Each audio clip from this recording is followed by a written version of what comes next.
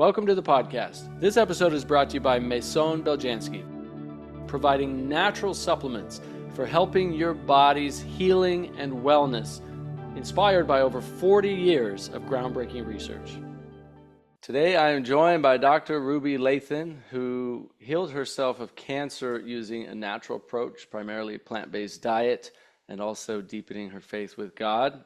Ruby, thanks for coming on the podcast. I'm super excited to learn more about your journey with healing cancer. Yeah, well, thanks for having me. So you were diagnosed with thyroid cancer, right? Correct. And this was what year? 2007. 2007. Yeah, And what turned yeah. you on to a plant-based diet? And you chose, tell us a little bit about that, because you decided not to go with surgery, Yeah. do any chemo, radiation.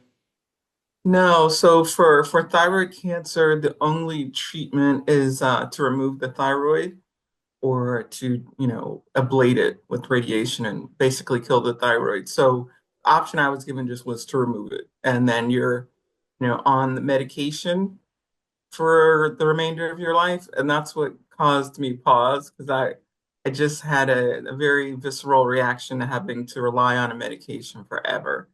And so that's what made me start searching. I was like, there's got to be another way. I've heard of people, who done this before, just in passing. And so I know in the back of my mind, I'm like, this is possible. You can heal yourself. So I decided, let me figure it out. Let me go read, let me study it and see what people have done. Because I know I'm not the first to heal cancer, and that's what I started just researching, um, and saw a lot of evidence about plant-based diets and why and how they work. I was already primarily mostly vegetarian, so going completely plant-based, it still, even for me, seemed a little extreme, but at the time, this is like, I can't, there's so many things that have, eggs and dairy and, things in it. It's like that. That's like 80% of the foods I eat, So, but I jumped in with that and and just based on the anecdotal evidence, the scientific journal papers, all of that, I said, what do I have to lose? I'm gonna jump in and do that. So it obviously hadn't metastasized then, right? So it was an early Right. stage when you found it, like stage one, stage Right. It two. it was so in 2007 they didn't stage it. They just said yes or no and the size of the nodules. And so it was about a centimeter, 1.4 centimeters, and it was seeming to, remain constant. I mean, I was monitoring via ultrasounds throughout the year that I did this just to put myself at ease and to make sure that it wasn't metastasizing. I love that mindset of like, look, I don't really want to be on medication the rest of my life, so let me try and find an alternative solution, right? Exactly. And it is actually way more common than people think and know about, because a lot of people's stories don't get shared like yours, right?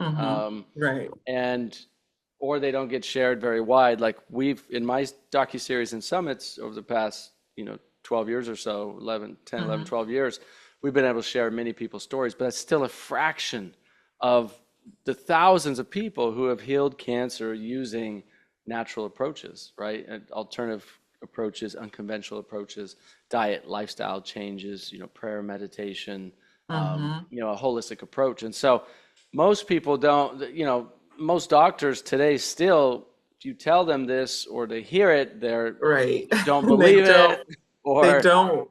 Yeah. yeah, yeah, they And they're don't just believe it, like, or they think it's a spontaneous remission, right? Which, like, it's not spontaneous when it's intentional. I call it intentional remission because you've right. intentionally changed your diet and lifestyle, Exactly. right? So it wasn't Exactly. spontaneous. It was a natural healing, because that's what our body does. You give it the right environment and it will heal itself. Exactly. And it's amazing how many of them don't want to know what you did in detail. I was like, as a health practitioner, I just want to hear somebody's story. Like, okay, what did you do? Give me the rundown. And and I work with lots of people now, and the docs are, they're like, okay, and just keep it moving. It's like, where is the curiosity to like, maybe this does work, something is working for somebody. So but yeah, it was that just like I said, I just knew it was possible. My gut reaction was so strong not to do the surgery and to do something else that I just couldn't ignore it. It was like yelling at me, like, let's not do this. And it was, I read 14 months Hmm. by the time basically Yeah. you were cancer Yeah. free. So it was a definite journey, because I tried a lot of different things. I was starting from scratch, and putting my own plan together. So I feel like the first half of it, or the first 6 months, I was really focusing a lot on, changing the diet, but trying to figure out why I got this. Like, what was it? It was an environmental. What did I do? So once I felt like I had a potential answer with that, I shifted the focus to just healing and just focus on that. We think we've got our solution, because I'm like, well, I want to know what I did so I don't do it again, and that kind of thing. So there's a lot of anxiety when you get a cancer diagnosis that happens. And there was a lot of anxiety about doing this natural method because no health professional, except maybe a few, were in agreement with me. So I was kind of on my own there. I did have like a naturopathic uh, doctor who was helping me throughout the process. So that helped to have at least one person who didn't think I was nuts.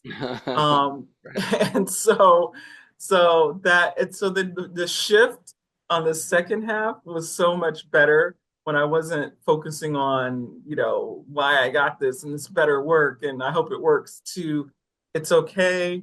I'm going to do the best I can. I'm going to give myself time. And if it's still there at the end, I'll reconsider the surgery if I cannot get rid of it myself. So then that just kind of took the pressure off. It also is when I switched doctors who were monitoring the ultrasound to another doctor who was a lot less negative, because it's very disheartening to go in just to get a checkup and you get this, you're being irresponsible, you're doing it, da, da, da, da, da. And it's like, look, I'm already on a thin ice here. The last thing I need is you like, you know, discouraging me. So I was like, no, I've got to, doctors work for you. So let me find a new doctor who can, just monitor it, understand what I'm doing, and move on. And so basically, I took charge of the process on the Yeah. second half. And that's when I felt like I was healing, as opposed to wondering if I was healing. Mm, that's so powerful. Taking back the control back in, the power back into your own control. Yeah, And not giving it away to others, right? To dictate how we think and feel. I think that is really important. Um, yeah. on the diet piece, like what specific, why, so you switched to a vegan diet, and what Hmm. about what you were learning and researching, really encourage you to make that choice, number one? And then number two, can you take us through like a day by day, like here's what you were eating, juicing, drinking, etc., like a majority of the time, Yeah, from a diet sure. perspective, supplements, things like that. Yeah, sure. Because before, I thought I was eating healthy, but I traveled a lot. So I was eating a lot of packaged food, not a ton of fresh food. And even the day before I went to this treatment center that I went to about 3 weeks after the diagnosis, is the Natural Health Lifestyle Treatment Center. And there are a couple of them, but this was in Alabama called Uchee Pines. Um, and the night before I went, I knew there was going to be like strict diet and juicing. I was eating like Oreos and Doritos. Like, this is the last I'm going to get for before I get on this strict diet. So I just say that to say how little understanding I had of true healing and nutrition, because what sense does that make to be eating that way before you're going off to be healed? I So, can tell you so, as and I'm sure I mean, you work with patients and clients every day, right? And I've worked with, mhm, thousands of people over the years. And as a health and nutrition coach, it's like every single person I talk to, it's rare you get someone that goes, "Oh, my diet is shit. It's terrible. It's the worst," right? Like that's the Mhm. rare person that knows. Right. Majority of people I talk to, they're like, "Oh yeah, I eat healthy," and then we Right. break down, and I'm just like, "Okay, I already know." I'm like, "Okay," and so Right. what do you have for breakfast, for lunch, for dinner, for snacks, for drinks? And once we see everything on paper, and then you Mhm. explain things to them, they're like, oh, yeah, this Yeah. isn't healthy at all. This is like junk food vegan Right. or junk food plant-based or junk food omnivore or whatever. Like Right. it's almost always super processed, right? Lots of Hmm. added sugars they're not even aware of. Lots of fillers, preservatives, maltodextrin, gut tearing, inflammatory foods like, and people don't even, they're not even aware. They go, yeah, I eat pretty healthy. And, you Right. know, and you break it down. Yeah, it's like there's levels to this. Yeah, there's levels, right? Like it probably at least 10 levels and I would guess most people that I've heard from over the years that says, "Yeah, I eat pretty healthy." They're honestly at like level 3, and it's not judgment. It's just Right. we're not taught this stuff in school, Right. right? And we Right. have And to we're learn it trusting, ourselves. Yeah. yeah, trusting the food system that they're not just making pure garbage, which Right. they are, you know. So um so after that, I went for like 3 weeks and like just got like a download of like whew, tons of information. I was like, yeah, I was way off. This was So what retreat was this or what event? it was YouTube Pine, so they do like a 18-day program where you can go and stay there and they just give you a full like protocol for whatever it is you're dealing with. So mine was like an anti-cancer protocol. So there's a lot of juicing, no sugars, no a lot of raw food, things like that. A lot of teas, and then other things like hydrotherapy and massage and hyperbaric chamber. So just like you just get immersed. And even in that short time, you could see results from other people who were there where things were happening. So I was like, okay, mine is a lot less severe. So I should be like, this should be a 3-month process and I'm one and done. Um, but yeah, so that was the place. It's UCHEE. Because people always ask. So um, yeah, so after that, I just switched everything. Like I stopped using my microwave. I, stopped, all animal products, no packed food, nothing. It went from like a freezer full of packaged stuff to like a fridge full of green Mm. stuff. And wheatgrass. So I would start the day with wheatgrass, 2 ounces, and with a little, followed by some carrot juice with ginger. Um, and then I would do a couple of different teas like Essiac tea and Pardiarco tea that I brewed there. And then I went to garlic. So the only bread I was eating was like Ezekiel bread, and it had because it's really natural bread and garlic because I put like 6 or 8 garlic cloves on it Yeah. with flax oil just to get the garlic in. The Ezekiel, if you're gonna eat bread, that's the almost the only bread that I eat, unless I'm traveling or something. I might have, Hmm. I avoid wheat and gluten as much as possible, but like Hmm. a little more relaxed when I'm traveling. But at home, the only bread I eat is Ezekiel, right? It's a sprouted, Right, gluten-free, sprouted organic right, bread. And it takes a little exactly. bit to get used to. It's not that It fluffy does. wheat, high sugary, Soft, bread. yeah, super Yeah, soft, it's a yeah, little bit hard, and people they have it once they go, oh, that's terrible. I'm never gonna have that again. It's like, yeah, but do yeah, you actually care about not getting a cancer diagnosis or helping your body fight cancer or being healthy? It's like once you know what health feels like, right? It's like I'm never yeah, going back the other way. So right, you kind of you're like, okay, yeah, I can have this bread that's not so addictive like all the other right. bread and still The enjoy other, it. I can still enjoy it, yes. yeah. Right, because the other breads they would be gone in a second. The Ezekiel bread is there, right? It's Right. like you really have to kind of want the bread. So it does break the addiction because it doesn't have the processed sugars and things that make you just want to consume it and the empty calories, right? When you eat Ezekiel Exactly. bread, you actually get full and you get nutrients and all of that. So I just want to so highlight a yeah. couple things you said because these are so important. There's a ton of research on Essiac tea. A lot of people who've used Essiac tea, it's ESSIAC, Essiac tea in their cancer, healing protocols. It's been around for a Mhm. very long time. It's an incredible detoxer, right? Cleansing tea, rejuvenating tea.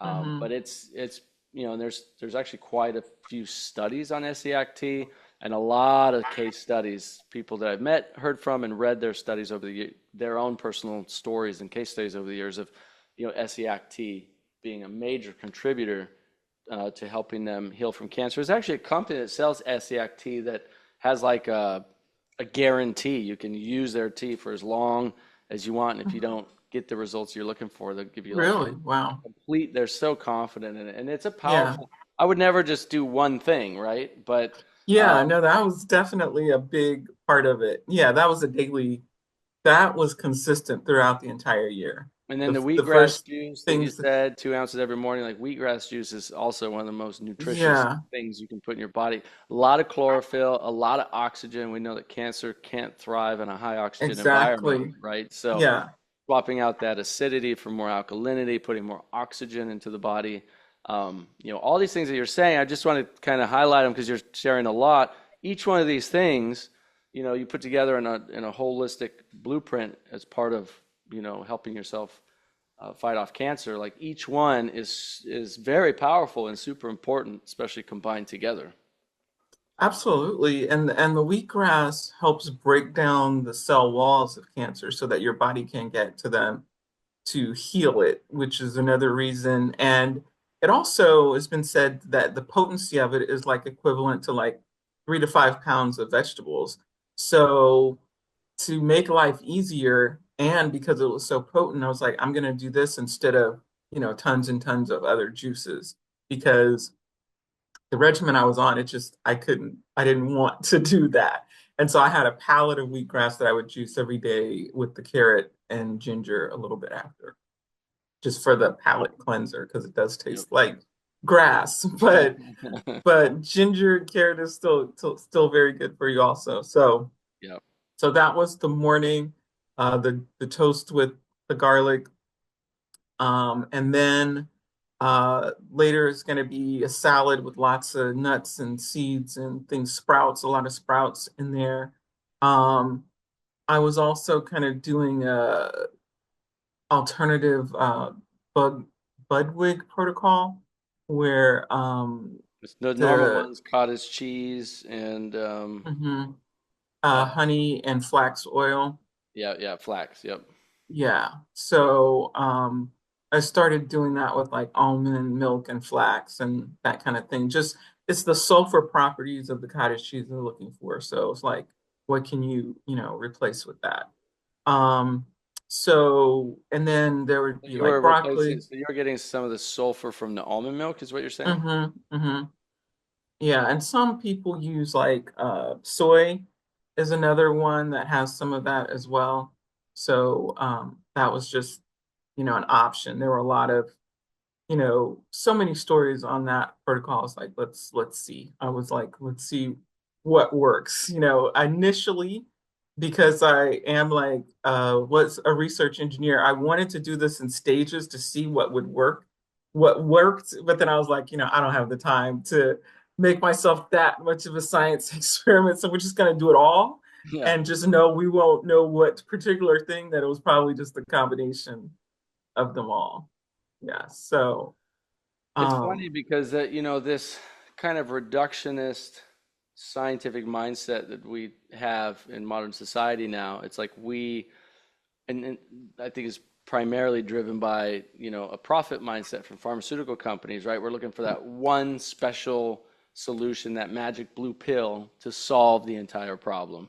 And yet, if you mhm, look at the complexity of the human design, right? You look at our biology, our physiology, our anatomy, it's like we have so many systems doing literally thousands of different functions 24/7, all interacting with each other, requiring, a lot mhm, of different nutrients and minerals and vitamins and amino acids to produce, 20 amino acids produce 100,000 different kinds of proteins in the body, right? So we have so much complexity and brilliance in this incredible design that requires, specific inputs to mhm. keep it running.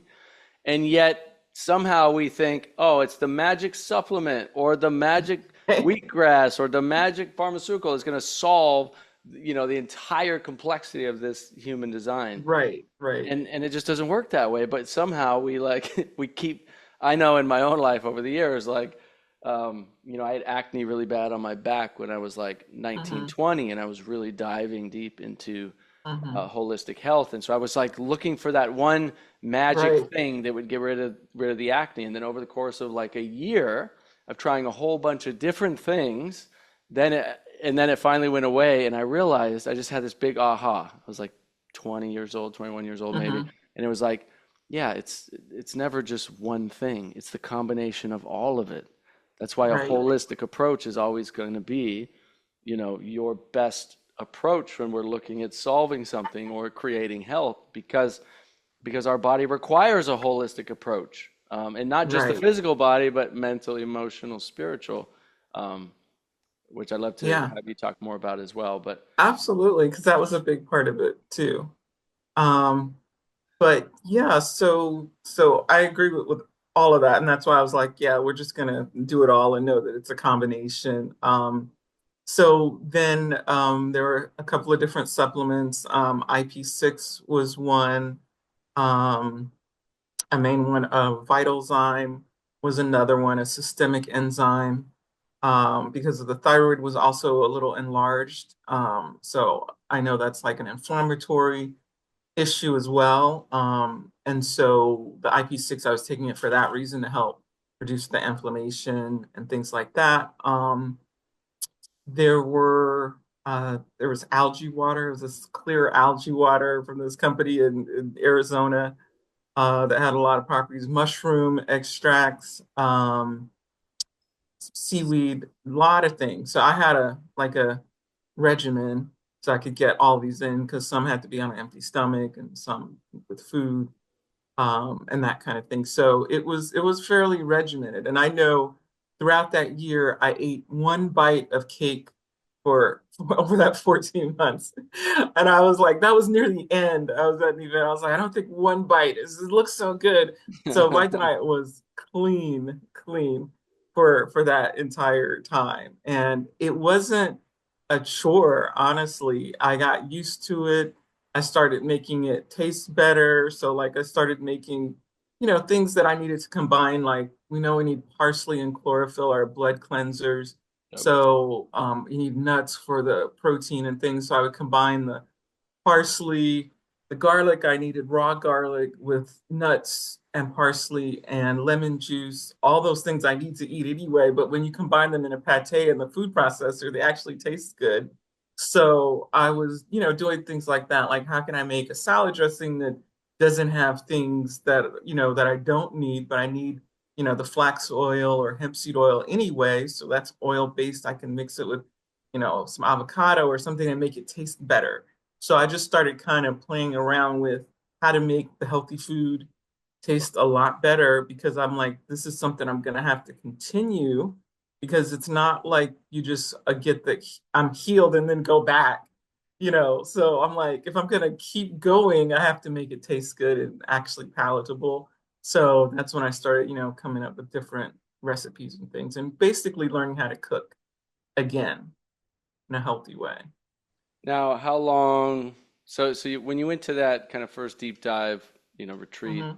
you said that was pretty much Mhm. all raw. Now, did you stay on a raw vegan diet, or did you do kind of high raw for that It 14 was month high period? raw. Yeah, even there, I think it was high raw. I think I had some cook, but yeah, it was mostly raw. I'd say like 80% was raw. So besides like brown rice, purple rice, I might steam the broccoli, that kind of thing. So yeah, it wasn't 100% raw. And the bread was toasted. So, but it was very high raw diet. How long were you vegetarian? And like you said in your own words, like not really Yeah. eating a super healthy vegetarian diet, but how long were you vegetarian before, you were diagnosed, and then before you switched to a much cleaner? Yeah, so I was vegetarian. I grew up like from the age of like 10, uh, primarily vegetarian. I mean, I would do some fish. I tried some chicken here and there. I was like, yeah, in college, I tried chicken like other people try crazy things. I tried, I tried chicken because I was off on my own. Yeah. But I'm, I'm gonna go wild in college. Guess what I'm gonna do? I'm gonna try chicken. Yeah, so yeah, so that was it. And then some fish. And I really just didn't like, meat. I tried chewing it and I was like, it's not my thing. So I stuck with the vegetarian, yeah, diet. So it was a lot of dairy though, um, every day. So in the diet, dairy and eggs were high on the list of things I ate on a regular basis. Yeah. Yeah, it's interesting with dairy because, like, you know, you can find studies on both sides that show it's inflammatory, and you can find studies that show it's not inflammatory. And, like, the kind of consensus is, well, we don't think it's inflammatory, but we do think it contributes to hormone disruption. We do think it contributes to excess saturated fat in the diet. We do think it contributes, and then all the stuff they put in the dairy, right, and Hmm. that's in the cow. Um, Right. so, I mean, in general, from a health perspective, and then so many people who are also lactose intolerant, and Hmm. that's going to create an inflammatory problem if you're drinking milk and you're lactose intolerant. But most Right. people who are lactose intolerant, stop drinking milk because they don't like how they feel, clearly. Right. But it's just interesting because people who reduce or limit dairy, and obviously, and especially someone who's healing cancer, like, you start Hmm. reducing animal products or eliminating completely dairy, eggs, all kinds of meat, and Hmm. increasing all the fresh whole plant foods. And Hmm. we just see it again and again and again and again. These cancers start to go away or reduce, or the Hmm. body improves, or diabetes goes away, or heart disease goes away. So, when people claim, oh yeah, all these animal foods are so healthy for you, it's just the junk food that's bad for you. Well, Right. that's not always necessarily, I don't think that's totally true, because with the cold and flu season here, it's critically important that we enhance and strengthen our immune systems. Yes, would you agree? The problem is, though, that there's so much confusion out there when it comes to what actually works for our bodies and for our health. Well, I'll tell you what I used. I used Maison Beljanski's wellness products. Maison Beljanski's products are backed by science to not only help empower the immune system, but can support detoxification and contribute to our overall health. Coming from Europe, the all natural Beljanski formulas are now available in the United States and are recommended by top doctors everywhere. A lot of the colleagues I work with, functional medicine practitioners that work with patients with all kinds of diseases, are recommending Maison Beljanski's products to their very own patients. As a special sponsor of this podcast, Maison Beljanski has included a very special discount offer for all of my listeners. You can get 15% off your first order using the promo code Nathan, and you'll always enjoy free shipping when you order 4 products or more. You can grab your wellness products today at maisonbeljanski.com. That's MAISONBELJANSKI, maisonbeljanski.com, and use code Nathan for 15% off.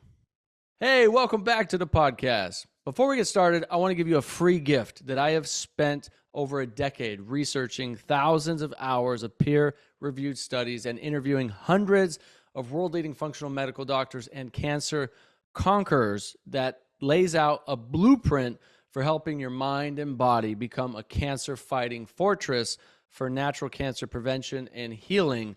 And that's my Amazon #1 best-selling book, Becoming Cancer Free. The physical copy sells for like $10 on Amazon, which, you can go get that if you want, but I'm happy to give you the ebook absolutely free. Just head over to becomingcancerfree.com and you can download that ebook instantly. Again, that's becomingcancerfree.com, and it's yours as a gift from me to you for tuning into this podcast. All right, let's get to the show.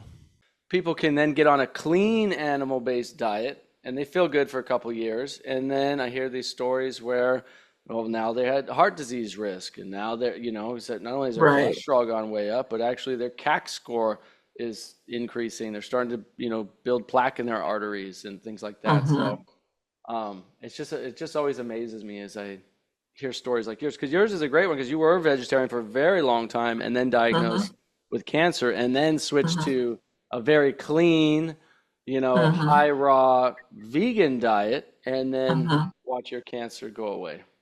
Right, And you've right. been cancer free since then. So what's that like? Yeah, Since yeah, it would have been 2008, I guess.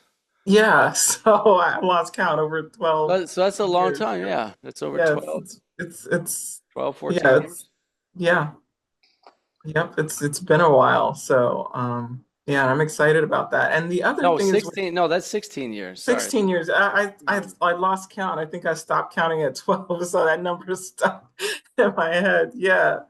So it's been a while and I'm still here. And I remember when I first put out, that I was, cancer free and was kind of being more vocal about it. Someone sent me this email and like, you're so irresponsible. It could come back. You shouldn't be telling people and encouraging people to do this and that. And that was such a blow to me at the time because I was like brand new to like social media and things like that and just kind of getting, and it just kind of set me back. But I'm like, now look, now is 15 years enough? You know? Right.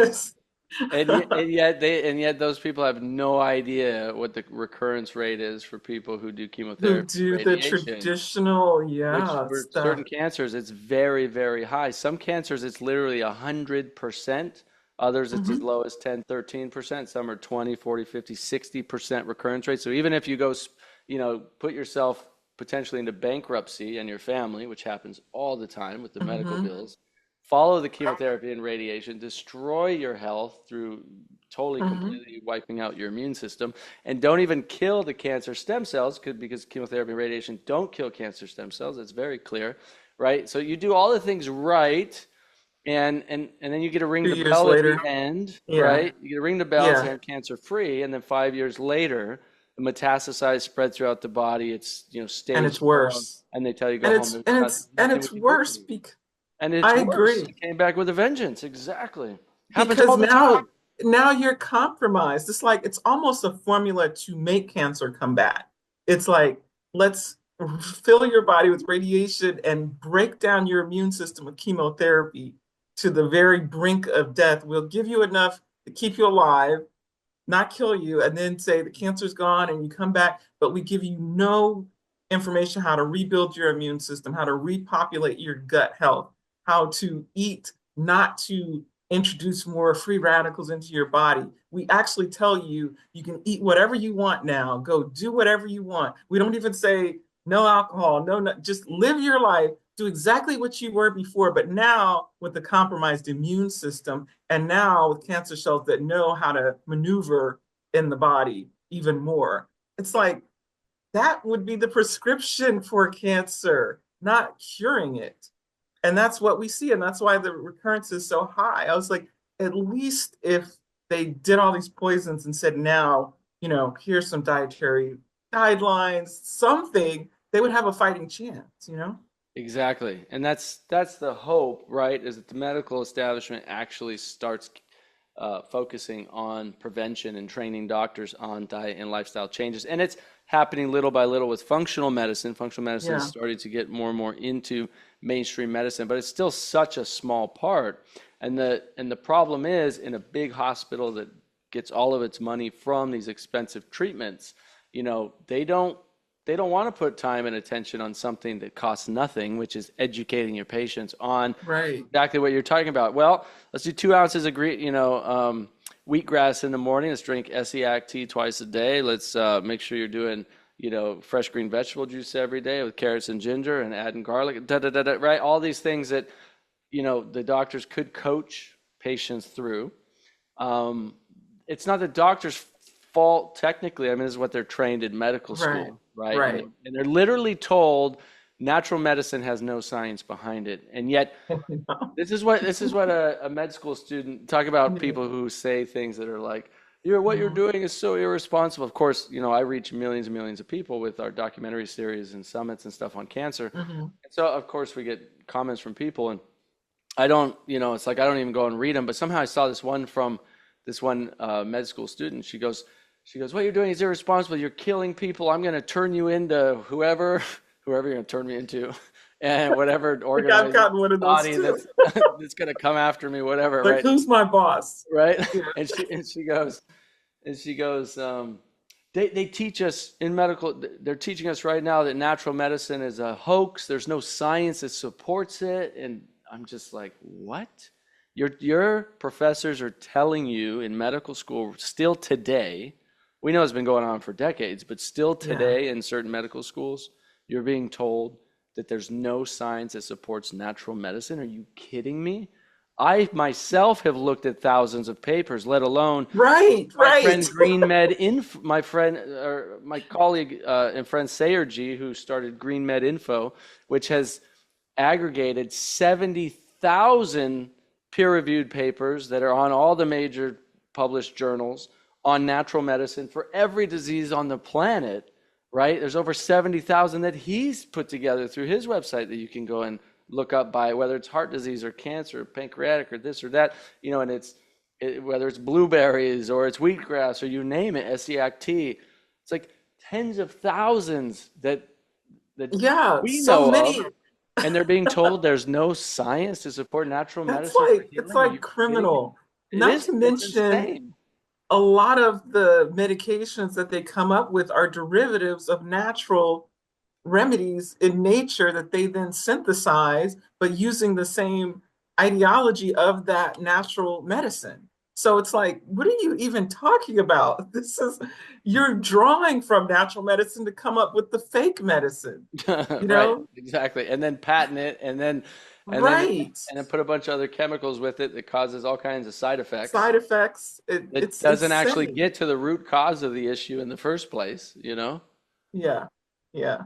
And then for me, kind of just going even back to the dairy issue, when I really learned more about the dairy industry, it didn't make sense to me that the way that we manufacture milk, because you grow up thinking cows just produce milk. I Right. mean, but they don't. We know they have to be pregnant. And it's like, of course I knew that, but I didn't know that. You know what I mean? It didn't like occur to me that, oh, we're keeping cows perpetually pregnant to produce milk. And not only are we doing that, we're doing it in a very abhorrent way to keep them pregnant, artificial insemination. And we're also taking the milk that would actually literally go to the babies and then giving the babies a powdered form of something else, which makes no sense. I was like, that tells me we weren't naturally meant to just drink milk. It wouldn't be that hard to get it if it were something that we needed as a primary element of our diet, that we would have to go through these extreme gross maneuvers to get it and then literally take away the milk from the actual babies and do all the crazy things that we do in agriculture. When you start doing the deep dive, it's very seedy and crazy that what we're doing to get milk, you know? It's sickening, actually. And to your point, I mean, taking away the milk from the baby, and then a lot of these babies are then sold and killed for meat, and we call it Mhm. veal. Like it's Veal, this right. fancy thing. Oh, Right. veal, I was right? And it's like, when literally people a talk baby about cow that veal, you just stripped away from your mother and then killed it and you sell it. And oh, that's so special, right? As you're eating this baby cow. But, yeah, like think of a woman, a human woman, right? Who, like, and then you're just impregnating her, keeping her pregnant all the time so you can just keep taking her milk and selling her milk. right. That's what And we're cutting doing the with the cows. lifespan, right. And then Their they shorten the lifespan goes from lifespan. 20 to Yep. 5 years. It's insane. Yeah, lifespan shortens by like 400%, right? They're constantly being milked. They're constantly, inflamed. They're constantly under tremendous stress, and we just treat them like they're nothing. And yet, you have your dog or your cat in your house, and they have a nice place to sleep. You feed them a couple times a day. You take them for walks. You treat them with love, and then yet we have this cognitive dissonance. They go, "Oh, this cow over here," which cows and pigs have been shown to be unbelievably intelligent, right? Right, right, Potentially even more intelligent than dogs. So they have right. intelligence, they have kindness, they have compassion, they have love, they have all the same things. And yet we go, oh, it's okay to, mutilate and rape and impregnate and strip the milk from these animals every single day and take their babies and kill them and slaughter them and sell them as some special baby animal meat, right? So that we can get put something Right. into our bodies that we don't even need. We don't need Right. milk from these Right. animals. It's not Not at something all. that our bodies need at all. We stop drinking milk when we're 2 or 3 years old. Hence the lactose intolerance. It's Right. like I was Who like, there are literally 20 types of plant milks on the market, but we're gonna stick with this one that's destroying the environment and just creating animal cruelty, like just in mass. It's like it's the insanity of it. And not to mention, you can just take that back to the workers and the domestic violence associated with factory workers who kill these animals and treat these animals the way that the levels of domestic violence are much higher in those particular fields of work. So it's like none of that can be good for your body. A stressed out cow in captivity being, abused day in and day out. And then we're like, yeah, give me some of that. Because I can't stand to make ice cream out of coconut or almonds or cashews or anything else other than this cow's milk. It makes no sense. And that's what it is, right? It's all about education. Like I grew up on meat and potatoes and fast food and lots of milk and dairy in Bozeman, Montana, until I was 18. And so it's like I mean, I thought that's what I needed to survive. That's what I was told, right? Milk is Right. good for your bones, strong for your bones, right? Like meat that's makes you strong, makes you a man. You need eggs, you need all these things. And then, when as I did the start deep diving into health and research. And, I've been 100% plant-based for over 14 years now and have Yeah. stronger, healthier, better, feel better than I've ever been in my entire life. And I just keep getting better year over year over year. Yeah. And, and I'm like one example literally of millions of people who are thriving. Now, I do know a lot of people who switch to vegetarian and plant-based diet and they don't know these principles that we're talking about, right? Eat more whole foods, real foods, Mhm. less processed foods, less processed sugars, a good diversity of Right. foods, make sure you're getting enough legumes, make sure you're getting enough high protein Mhm. rich, foods, Mhm. eat organic as much as possible. Like a lot of people struggle on a plant-based diet because they're not eating close to nature. But it's Right. true on an omnivore diet too. Look at disease risks. Look at disease rates. Like we're almost at 50% of cancer rates here in the US, which is insane. 100 years ago, it Right. was like 0.05%. Now it's almost 50%, and so you can struggle on any diet, but you need to know core principles but it's Yeah. also, it's not just like knowing this stuff, right? Like maybe you can talk a little bit about this. It's having a deep impetus for change, you know. Right. And a lot of people that's getting sick. For me, it was being really sick as I was young and basically Mhm. dying and unhealthy and, depressed. And it was like I knew what it was like to be very, very sick and unhealthy. And so I wanted to know what it was like Mhm. to be healthy and to thrive. Um, Mhm. I think people have gotten used to this kind of middle ground of like, they don't feel great, but they're not diagnosed with cancer yet, right? They don't Mhm. have a ton of energy, but they can get through their day. They have stomach issues, but they take antacids and other things to kind of like water it down, right? They're like in this like lethargic middle zone of suboptimal health and have just kind of gotten used to it, Accepted it. Yeah, that this is right? it. And then And then it's they like, write it then you off need as that aging. catalyst. It's like you either Yeah. need that catalyst to go, oh, now I feel really terrible, I got cancer diagnosis or whatever to change, or need to wake up and go, look, if I keep going this direction, it's just going to get worse and worse and worse. I need to change now so that I can actually feel amazing and avoid a cancer diagnosis. Right. Exactly.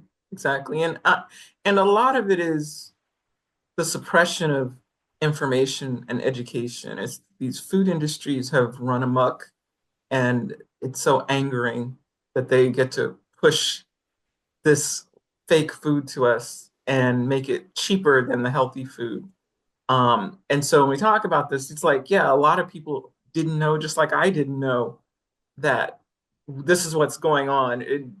The turkey situation just a few weeks ago was like insane. What was happening with at the plant. I'm sure it's happening at many others, but I'm like, Why did you, that's you, just you had to bring that up, didn't you? I was literally thinking about that 5 minutes ago. I was trying to erase it out of my mind. The dude that was like, sexually like raping the turkey, is that what you're talking about? yeah, both Oh, alive and dead. Yeah. oh my God. I was like, are you kidding me? Like this is happening? Like And what? it's quite disgusting, but I was like, okay, now that we're here on this discussing topic, let's peel the layer back a little bit and look at whose job it is to get the semen from the male's turkeys. That you know how they do that? They masturbate them.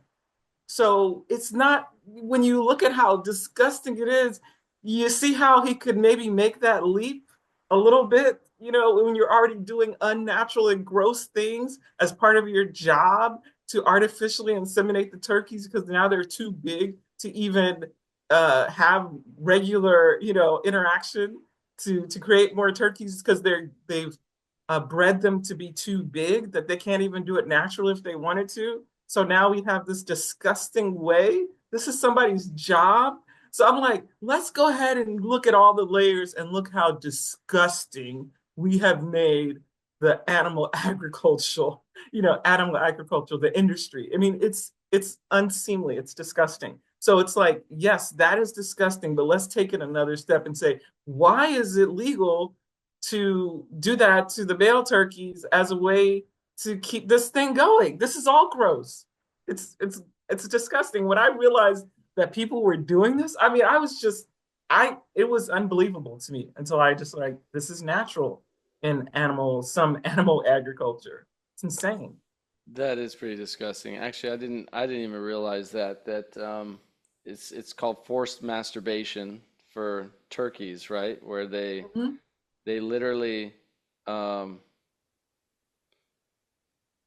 force masturbate male turkeys using their hands to collect semen by masturbating the anal area until the phallus is erect. That is so disgusting.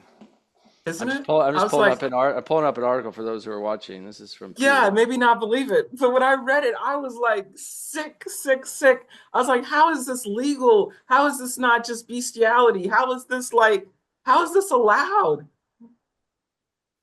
Well, and it's like you said, this is one piece of the whole picture, right? Because this is like these animals are so abused, so mutilated, right? Beaks cut off. I've known this for years. They're treated terribly. Even if you say, "Oh, well, I'm getting cage-free eggs or cage-free this or that," they're literally like millions in like this. This is called cage-free, by the way, if Right, anyone's looking at right, this picture. Like, and right. they get filled with diseases, they get sick. I mean, they'll be walking around other dead chickens and turkeys and stuff in places like this.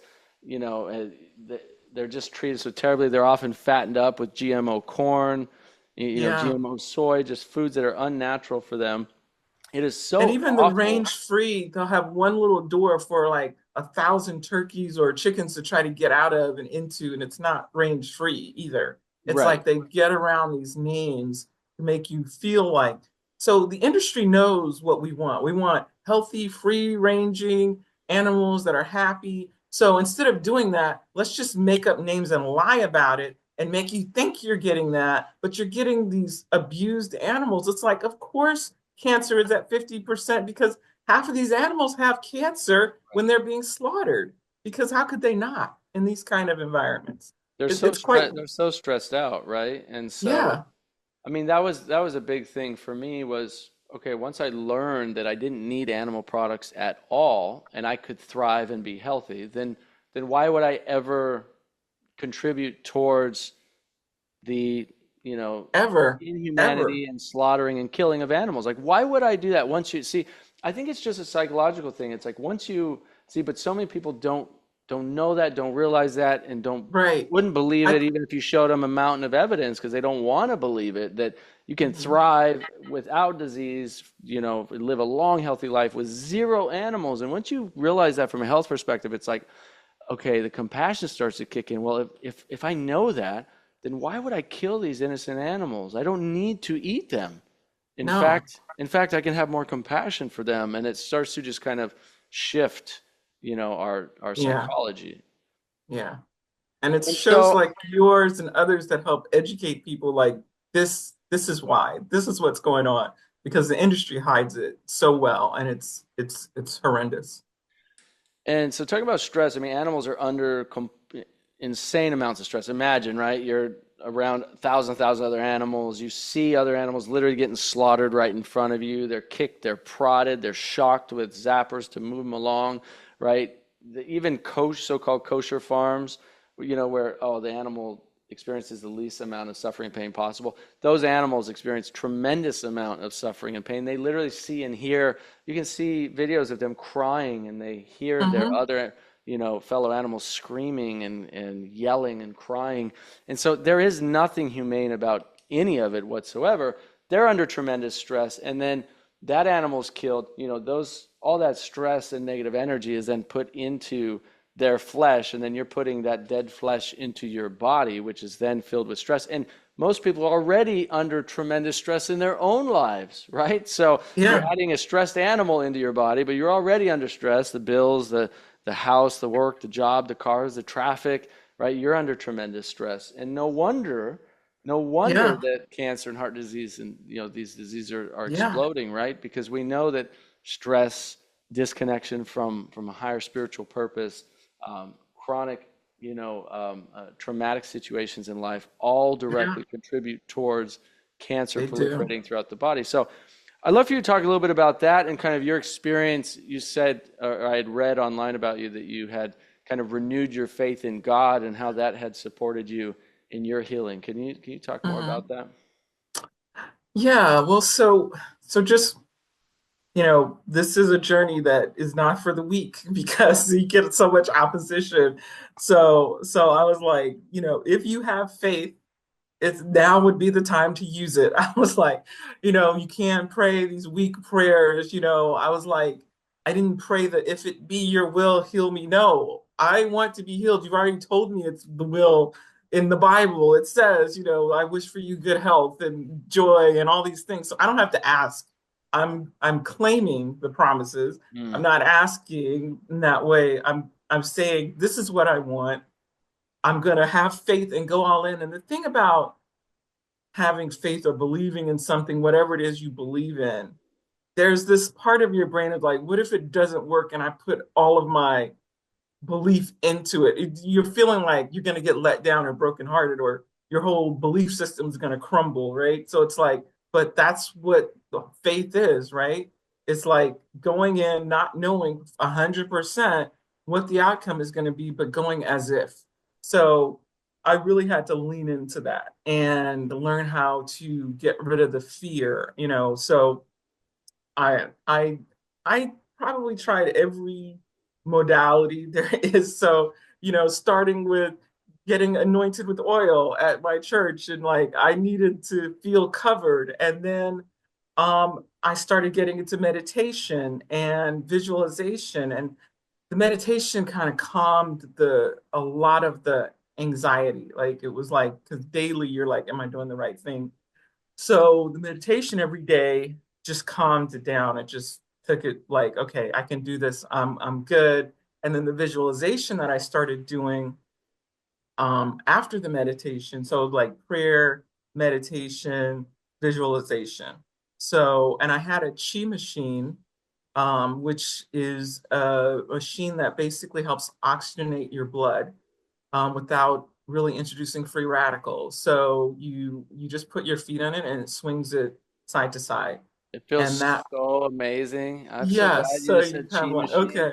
No, Yeah, I I don't. love I it. don't have one. I Okay. used one a few Let's see. times when I lived in San Diego, and Yeah, I'm gonna it's look it up great. again because I'd love to have one. Yeah, the feeling of that when it stops and you just get like Mhm. this rush and Yeah, tingling your throughout whole your whole body's body. like relaxed and blood flow is good. It helps with Yeah. circulation, but it gets that oxygen in your blood. And the reason the oxygen needs to be in your blood is because that's what cancer cells like, a lack of oxygen. So that's why being very sedentary and things allows cancer to grow more because you're not getting that oxygen in the blood as you should. And so this is a very simple, easy way to do that.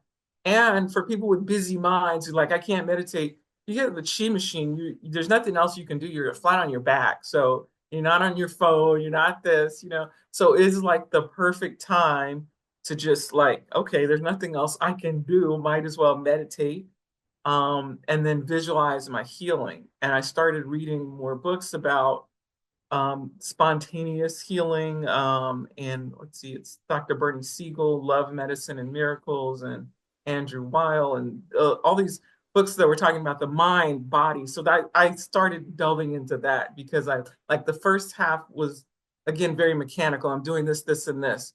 The second half of my recovery was more spiritual, like, okay, let's get into the mental piece of this. What do I need to learn from this? What do I need to emotionally stop doing? We physically stopped doing the food and things that weren't good for us and the sugars and all of that. Now, emotionally, what do I need to do to heal? And that's when that a lot came up for me from that. So let me get back to the visualization though. So I would visualize the cancer leaving my body every day when I would do the chi machine. So I felt healed after that because I would just see it going away. I would either see it shrinking until it was gone or just see it exiting my body, exploding and just exiting every, part of my body. So I just felt so healed from that. So that's when I was like, I can't even say I have cancer because I just literally saw it go away. So I stopped saying I had it. It was like these things would just like come up that this is how we need to change. The other thing was when I was working with the naturopathic doctor, she was like, where you get sick sometimes gives you an indication of the type of things you might need to evaluate. And your thyroid is enlarged and it has the nodules. And if it grows too large, it could impede your vocal cord. What does that mean to you? And I was like, okay. I'm the middle child. I'm the peacemaker. I'm the seen but not heard. I'm the slip in the back of the room kind of person. I'm the wearing gray and black because I don't want the attention. I am the peacemaker at the expense of my own peace. I don't speak up for myself. I don't defend myself. That was that's what was happening in my professional life. I was being taken advantage of, with this engineering firm that I helped start. I wasn't speaking up. I wasn't speaking out. I was always saying yes to things I wanted to say no to because I just felt I had this obligation because I didn't want to disappoint people. So all of that shifted. And I was like, no more. I'm saying, I said no to everything. I quit everything, not just the job. I quit all the organizations I really didn't want to be in anyway. I was like, I'm going to start from scratch. I quit, and no is my middle name. So, and I just started doing what I wanted to do. I started doing a remodel of uh, um, a facility that helps people recover from drugs and alcohol. I took on that to remodel a room there. I just started doing what I wanted to do. And I didn't care if I disappointed people because my happiness is most important now. Before, my happiness was never important. It was like I just needed to make everybody else happy. And so I had to just really uncover that layer and delve into that and then not be afraid to be seen and make waves. So, I'm like, I look good in red. I'm gonna wear it more often. I always got compliments when I wore red or purple, and because I wore it so rarely. And I was like, you know what? Let me just delve in. So most of my closet's red now because I'm not afraid to be seen as I was before. I'm not afraid to disappoint people. Sometimes it starts to creep back because it's years and years, and I'm like, nope, let's renew our vows to ourselves. And it's not wrong to make yourself happy first. It's actually the most important thing because you cannot serve others well when you are fully sacrificed yourself and you're not happy. You can't pour from an empty cup. So I had to relearn some of those things that I was taught that we're supposed to sacrifice ourselves and our happiness and serve others. Yes, we are to serve others, but not at your own expense. And so that kind of spiritual awakening for me was big, and just making those mental shifts. And did you have, like I've experimented with a ton of different, emotional healing modalities over the years that have been really powerful, from, hypnotherapy to rapid transformational therapy, MAP, which is an amazing modality from Colette Stryker. It's called Make Anything Possible. All these different modalities that help get into the subconscious mind and heal these childhood traumas that most of the time we're not even aware of, that are contributing to Yeah. these subconscious beliefs and actually contributing to chronic inflammation, and oftentimes have created left neuropeptides in the system that are chemoattractants, so they actually attract cancer cells to those tissues, which Dr. Candace Pert discovered this something like 30 years ago, which is really amazing work, that if we don't heal these emotional traumas and release and let go and forgive and move forward, they're literally inside of us physically Right, right. contributing towards cancer growing in the body. And so, did you find any specific modalities that were really helpful for you? Tapping helped, that was something that helped like release a lot of negative emotions. I still do that. Um, so that was the main way. And then literal therapy helps, like, okay, I need to uncover some of these things. Some somatic release is another one. Doing poses to actually and shaking your body to release the trapped energy and things like that. So those are some things that definitely helped, just ranging from deep breathing, but the somatic release has been really helpful. And a lot of these I wasn't even that privy to then, but the tapping was one. Um, but just, over the years, I've added more to that. So I've done more of the somatic release of releasing things, from different areas of your body, biofield tuning. I've done a lot of different things. And the more I've learned about how our reality works, it's amazing. There are so many, ways to heal, from sound therapy, you know, resonance therapy, to all of these things. So I've tried so many things since then because I'm just a consummate learner. I just love to learn, and these things are so interesting to me. And then I can also recommend, things to other people as well. But for me at the time, the most of the focus was just the meditation and the visualization and the tapping. But since then, I've added a lot of more different different things. Yeah, It's a, beautiful. it's an ongoing process. Yeah. Right. That's the thing, right? Like I'll meet people who are Mhm. like, yeah, I do a couple of therapy sessions and they're like, all right, I'm good. It's like, nah.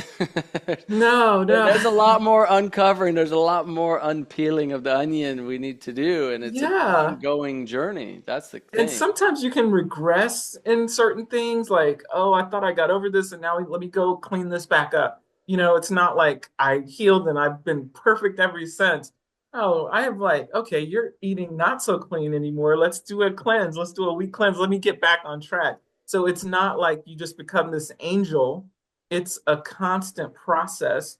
And then you get back to what you know you should be doing. Like, okay, let me clean this up. We kind of fell off the wagon. Let me Right. let this, vegan junk food go. It was great, but let's get back to basics here.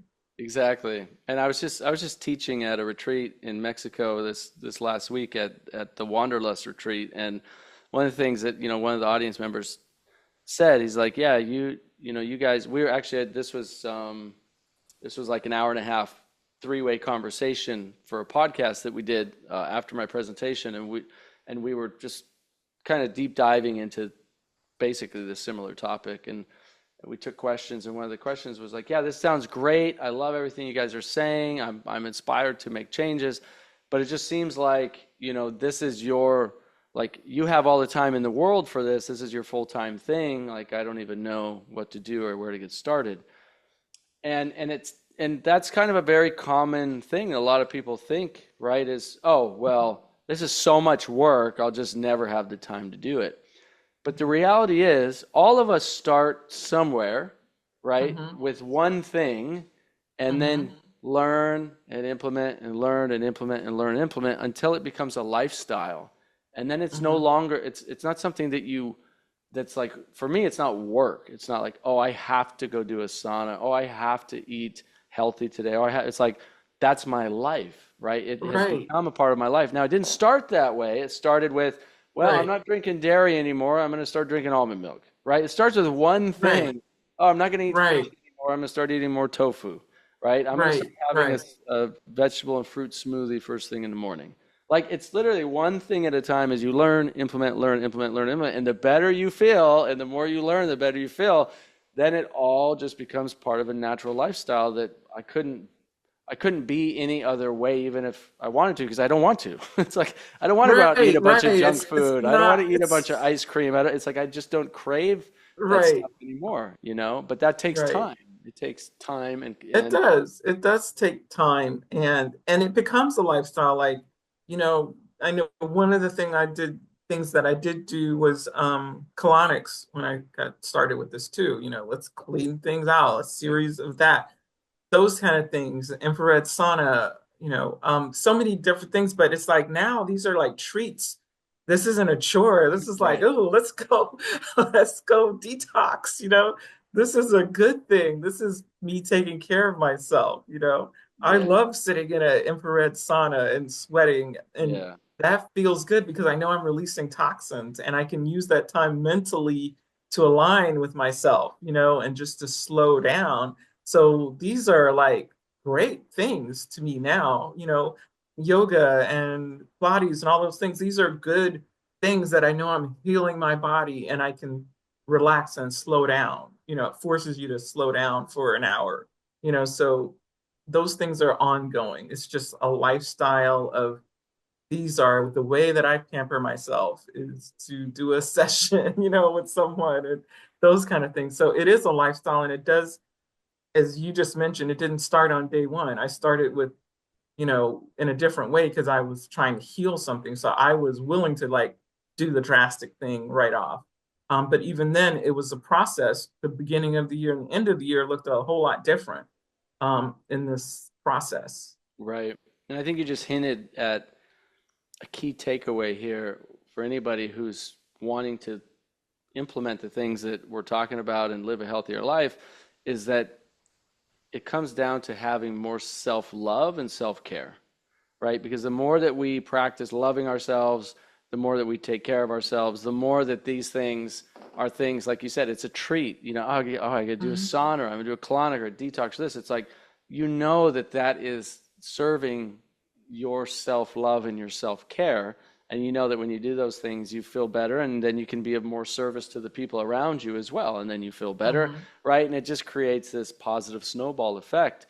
And it really does come down to like, well, I have to love myself more. Like I have to really learn how to love myself. And for me, like I hated myself when I was younger, you know? Mhm. I really had to learn, and it was all subconscious. It was just Mhm. I had to learn how to actually take care of myself and love Mhm. myself and